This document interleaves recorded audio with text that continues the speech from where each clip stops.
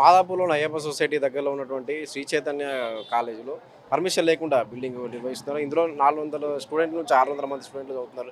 అయితే ఇక్కడ ఎలాంటి ఫెసిలిటీస్ లేవని చెప్పి ఫిర్యాదులు రావడంతో జాతీయ ST commission member Jatoth Hussain Naik తనిఖీలు చేశారు. ఇక్కడ ఉన్నటువంటి సిబ్బందిపై మండిపడ్డారు. దీనికి సంబంధించి మనకు వివరాలు చెప్పడానికి మనతో ఉన్నారు బీసీ సంఘం సెక్రటరీ లింగం గౌడ్ గారు. ఈరోజు ఈ శ్రీ చైతన్య కళాశాల మాఫియా రాష్ట్ర వ్యాప్తంగా పెద్ద ఎత్తున జరుగుతుంది. పేద ప్రజల రక్తాన్ని జలగల్లా తాగుతున్న ఈ యొక్క రాష్ట్ర ప్రభుత్వం కిమ్మనగుంటా చూస్తూ ఉన్నది. ఈరోజు 2 కాలేజీలకు పర్మిషన్ తీసుకొని 20 నుంచి 25 కళాశాలలు శ్రీ చైతన్య కాలేజీలు ఘోరంగా నడుపుతూ ఉన్నాయి.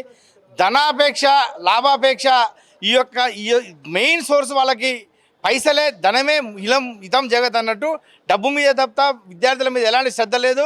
ఒక్కొక్క క్యాంపస్లో ఇప్పుడు మనం చూసినట్లయితే ఈ ఐఐటి అకాడమీకి దీనికి పర్మిషన్ లేదు. ఇందులో 450 మందిని పెట్టి ఒక్కొక్క రూమ్లో 7-8 మందిని పెట్టి వాష్రూమ్ సరిగా లేవు, భోజనాలు సరిగా లేవు, విద్యార్థులను నానా ఇబ్బందులకు గురి చేస్తూ ఉన్నారు. ఈ యొక్క కళాశాలన్నింటినీ గుర్తింపు రద్దు చేయాలని మేము బీసీ సంఘాల తరఫున డిమాండ్ చేస్తున్నాం. ఇప్పుడు ఆల్రెడీ తనిఖీలు జరిగాయి కదా, ఇప్పుడు తర్వాత చర్యలు తీసుకుంటారా? మళ్ళీ తర్వాత రాష్ట్ర ప్రభుత్వం దున్నపోతు మీద వర్షం పడితే ఏ విధంగా ఉందో రాష్ట్ర ప్రభుత్వం యొక్క చందం అట్లానే ఉంది.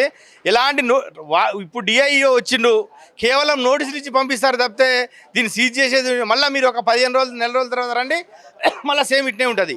ఏమున్నా నోటీసులకే పరిమితం కానీ సీజ్ చేసేది లేదు, ఏం లేదు. ఈ యొక్క అధికారులందరూ డబ్బులకు ఆశపడి వీళ్ళు ఇచ్చేటటువంటి పైసలకు ఆశపడి కకృతికి ఆశపడి వీళ్ళ మీద ఎలాంటి చర్యలు తీసుకోవడం లేదు. బిల్డింగ్ 6 ఫ్లోర్లు ఉంది, ఫైర్ సేఫ్టీ లేదు, అసలు బిల్డింగ్ పర్మిషన్ లేదు అంటారు. మరి డిఐఓ నుంచి ఎట్లా పర్మిషన్? అసలు పర్మిషన్ కాదు, నేను ఏమని చెప్తున్నా, డిఐఓ మొత్తం దొంగ సాకులు చెప్తుండు. అసలు ఒక ప్రెమిసిస్లా, ఇదే ప్రెమిసిస్లా క్లాసులు నడపడం ఇందులోనే, హాస్టల్ నడపడం ఇందులోనే, బోర్డింగ్ ఇందులోనే.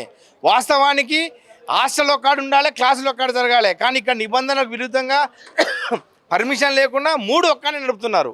ఇది చట్ట విరుద్ధం. అయినా ఇంటర్మీడియట్ అధికారులు చూసి చూడనట్లు వ్యవహరిస్తున్నారు. దీని మీద కఠిన చర్యలు తీసుకోవాలని మేము బీసీ సంఘాలుగా ఎస్సీ సంఘాలుగా డిమాండ్ చేస్తున్నాం.